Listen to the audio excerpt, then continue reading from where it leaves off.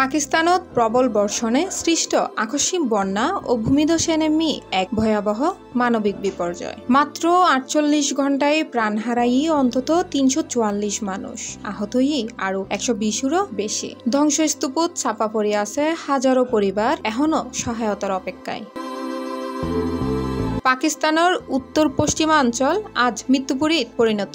খাইবার পাখতুনখাওয়া প্রদেশত একাই প্রাণ হারাই ৩২৮ জন, আহতই আরো অন্তত ১২০ জন। প্রচণ্ড বৃষ্টি ও ভূমিধসের কারণে ধ্বংসস্তূপের নিচে বহুত মানুষ এখনো আটকে আছে।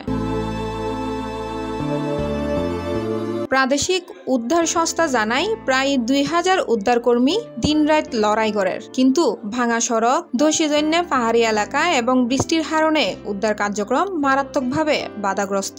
বোধ জাগাত উদ্ধারকর্মীল পাইয়াহাড়ি পৌঁছাইতে বাধ্যর দুর্গম এলাকা গিনুত।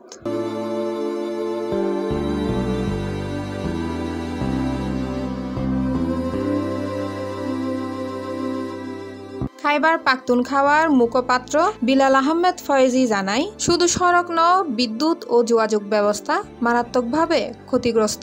উদ্ধার ও ত্রাণ কার্যক্রমত বিপুল বাধা সৃষ্টি।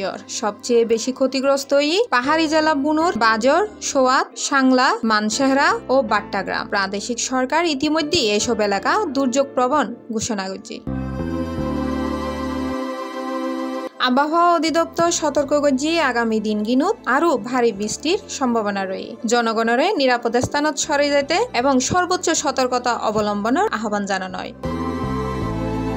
এখনো পর্যন্ত ধ্বংসস্তূপের নিচে আটকিতা হইন্য মানুষ হললে লড়াই করি যার উদ্ধারকর্মী হলে। হাহাকারময় এই দুর্গম পাহাড়ি অঞ্চলত হাজারো পরিবার এখন গৃহহীন এবং আশার এক সুড়ো আলোয় এক অন্ধকার ইয়ানরে কিছুটা হইলেও ভাঙ্গি দিতে পারিব। Desk news, C+ TV, Chittagong.